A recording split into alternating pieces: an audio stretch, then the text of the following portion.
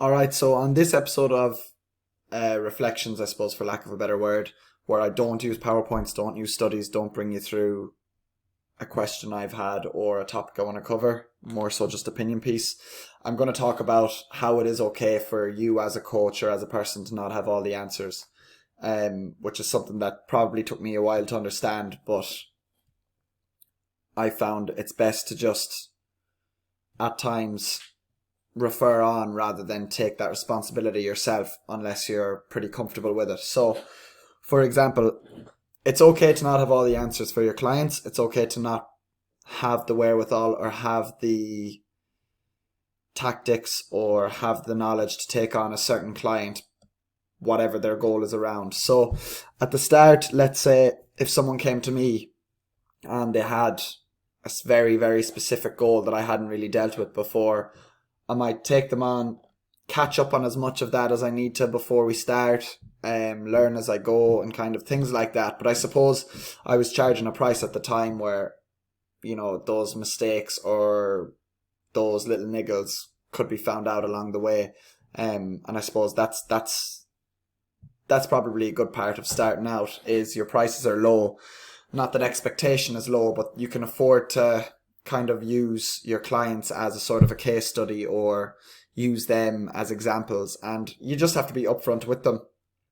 So something that I find quite valuable for myself and that I think a lot of other coaches could do is say that they do not know. If you're asked a specific answer, a specific question that you do not have the answer for it, the worst thing you can do is just start to waffle on about that answer. And it's something I've seen on a few different occasions between other coaches, be it online or on lives, or a question pops up at a seminar or something like that. They don't have an exact answer, they've never dealt with it before, and they dance around the question, and you can kind of see them try to figure it out as they go along, but they're too afraid to say, I don't know, I'll have to think about that, or can I get back to you, or I'm going to have to refer you on to someone. So the main point of today's video is that it's okay to refer people on. For example, in the last year, I've referred on quite a few people to other trainers or to other coaches.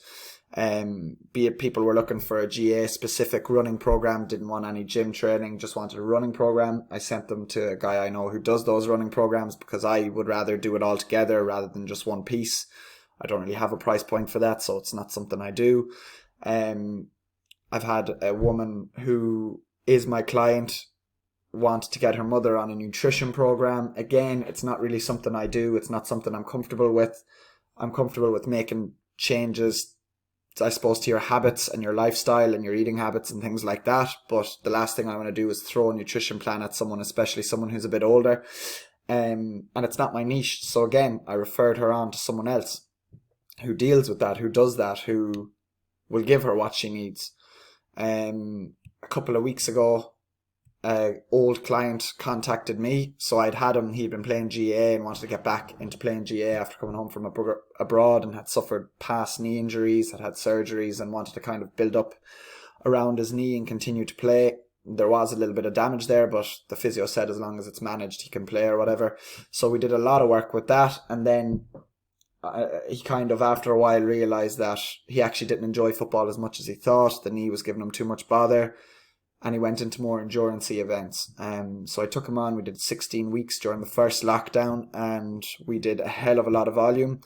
With that, I kind of said to him, like, this is new for me. I'm going to, especially, there was a lot of programming around cycling, biking, endurance events, and I'm fine when it comes to running and things like that, but with cycling and swimming, it was mainly cycling.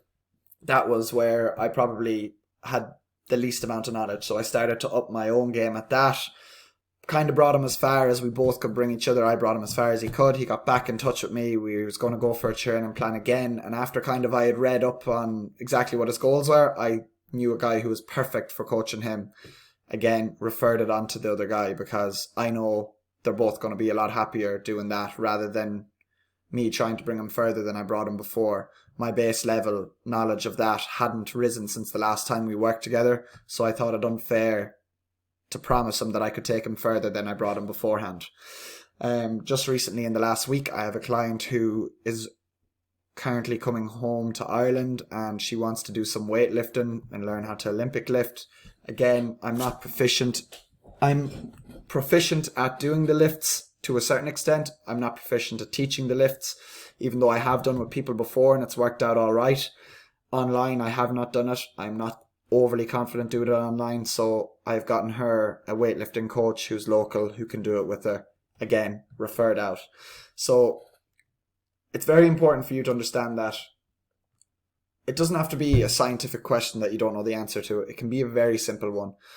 I'd be friends with a few coaches and we'd bounce ideas off each other, or we'd bounce maybe situations off each other. For example, a coach messaged me maybe it's probably 2 months ago now, just about a type of client they had, a personality type, the shifts they were working, and asked me had I dealt with anything like that before.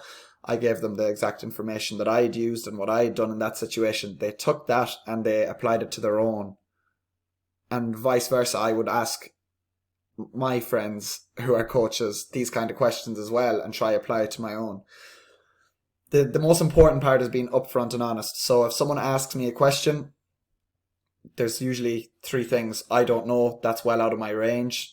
I'm actually not too sure on that. Let me go away, research it, or let me come back to you with an answer in the coming days or coming week or whatever.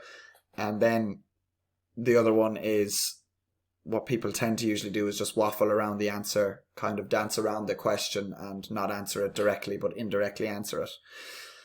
So I suppose this video on reflections is more so for coaches, or more so for people who are coaching or training or taking classes or bringing other people through a fitness journey, or someone even who is training quite a while and gets these questions and doesn't have the answers. It's okay to not have the answers. Don't try waffle your way through it, and don't be afraid to refer someone on to someone else who is more suited to them than you are.